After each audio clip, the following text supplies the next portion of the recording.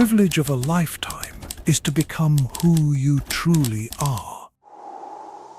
Have you ever noticed that every time you're about to achieve something big, something inside you wakes up and sabotages everything?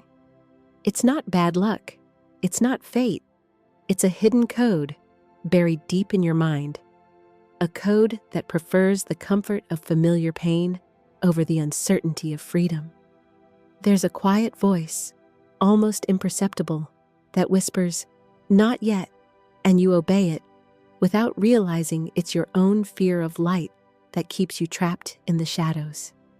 For years, you believed that controlling your thoughts was the way. But what if the real enemy was never in your mind, but in the emotions that rule it? Joseph Murphy once said that the subconscious is a god disguised as a servant, and every forgotten god becomes a tyrant. While you try to think differently, it just keeps feeling the same. Every old emotion, every guilt, every fear is an invisible chain that holds you back from crossing the portal to the new. There's always a moment, and it always comes when the universe places you right before your own frontier. Everything seems to fall apart. Your body gets heavy, anxiety rises, doubt echoes inside you. That's the threshold between who you are and who you could become, and it's where the old mind fights for survival. It disguises itself as logic, as prudence, as exhaustion, but deep down, it's only the shadow, terrified of disappearing before the fire of transformation. What if I told you that what hurts the most in you is actually what's trying the hardest to be born? That fear isn't a warning of danger, it's a sign of birth. Every resistance you feel isn't failure, it's compressed energy, ready to turn into power.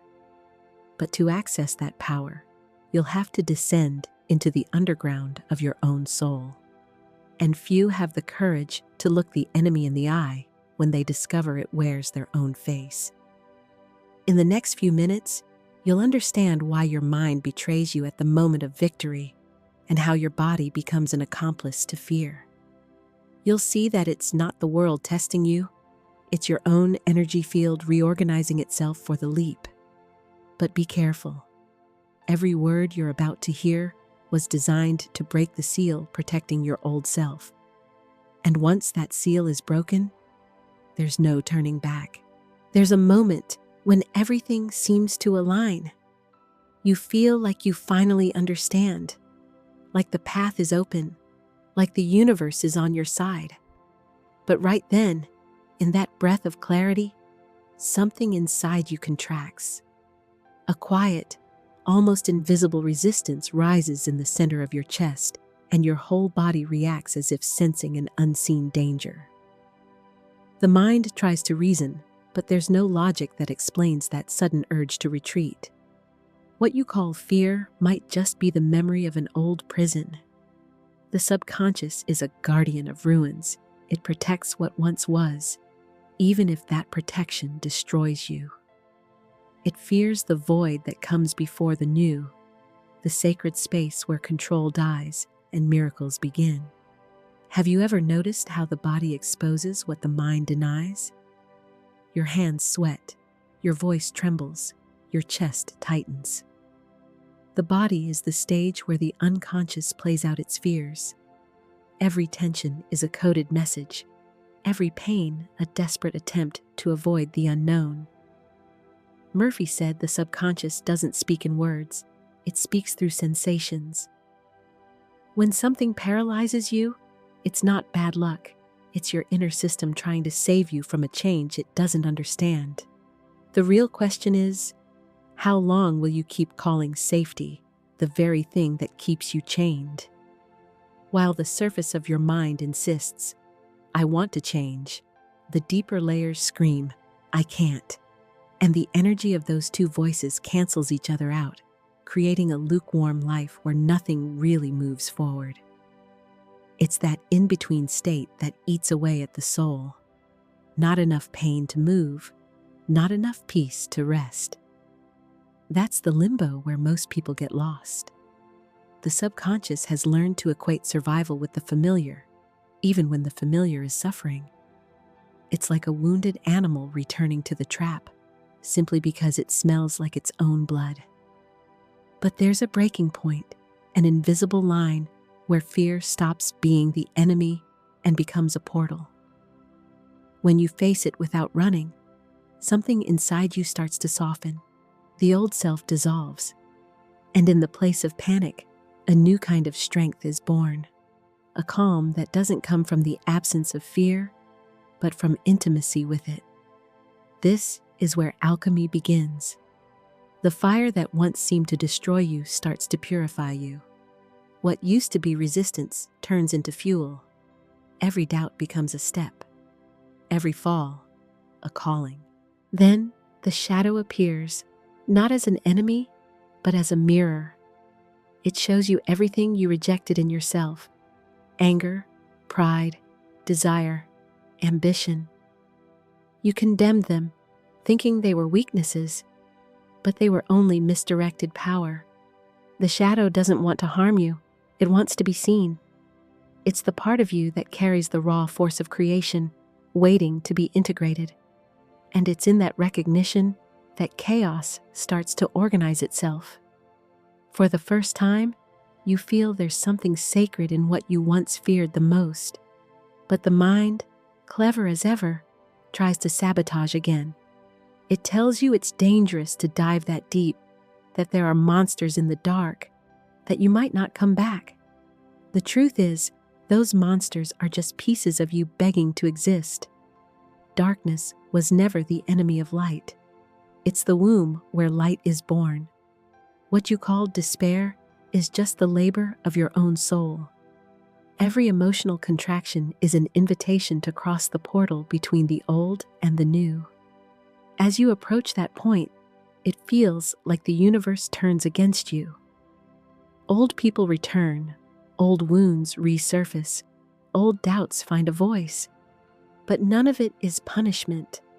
They're just echoes of what's about to die within you. Resistance is always proportional to the closeness of liberation. The old mind, sensing the collapse of its kingdom, summons every force it has to keep you where you've always been. It doesn't fight the future, it fights for its own survival. You begin to see that the war was never between good and evil, but between what wants to be born and what refuses to die. Every crisis is a crossroad where your soul invites you to choose between comfort and expansion. And it's always at the moment when everything seems lost that something opens. Because the subconscious doesn't surrender to force, it surrenders to surrender itself. It obeys what you feel, not what you think. And then you discover the secret. True power isn't in controlling thoughts, it's in elevating emotion. It's your vibrational state that shapes reality. Emotion is the language the universe understands. When you change what you feel, everything changes. Reality isn't a wall, it's a liquid mirror reflecting your frequency. And the higher the emotion you sustain, the more the world rearranges itself to match it. From that point on, life begins to work under a different logic. People show up, doors open, coincidences multiply. Nothing is random, but nothing is controllable either.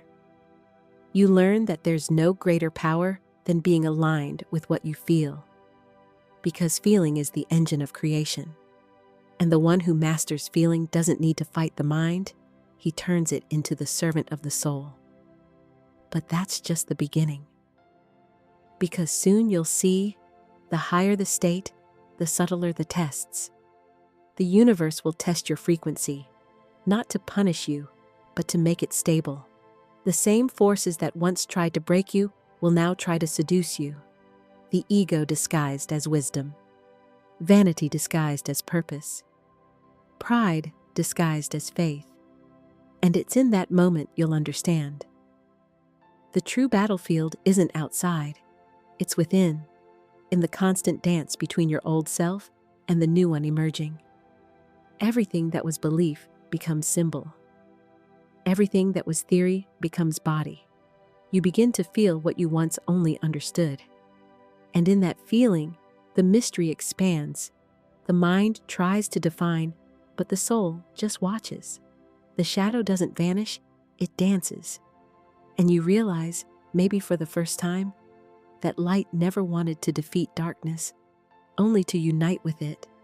And right there, at the edge of revelation, something deeper calls, like an ancient echo whispering from within matter. Remember who you are. But that memory doesn't come in words. It comes in silence. It comes in sensation. It comes in the knowing that everything you ever searched for outside was always waiting inside the most sacred part of your being. In the end, everything becomes silence.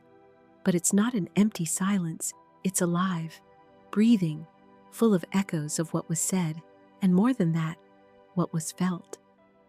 The listener no longer hears words, they hear their own breath, now deeper, more aware. What once seemed like a speech reveals itself as a mirror, and in that reflection, something ancient stirs, waiting for the moment when the mind grows tired of fighting and the heart is finally ready to understand. The shadow, once terrifying, now feels like an old friend. It no longer demands escape, only presence, because what we call darkness was never the absence of light, but the space where light hasn't yet been recognized. You start to see that the battle was never between dark and light, but between the fear of feeling and the courage to be whole. And in that silent realization, something dissolves. What was resistance becomes tenderness. What was weight becomes root. Emotion becomes the master. There's no more need to control thoughts or fight time. There's only the pulse of a feeling that guides, reorganizes, and transforms everything around you. You realize the universe doesn't react to your intentions. It responds to the vibration behind each choice, each gesture, each unspoken word. That's where true power lives, not in doing, but in being. Because being is the original verb, and from it, every possible reality is born. And then, for a brief, sacred moment, everything connects.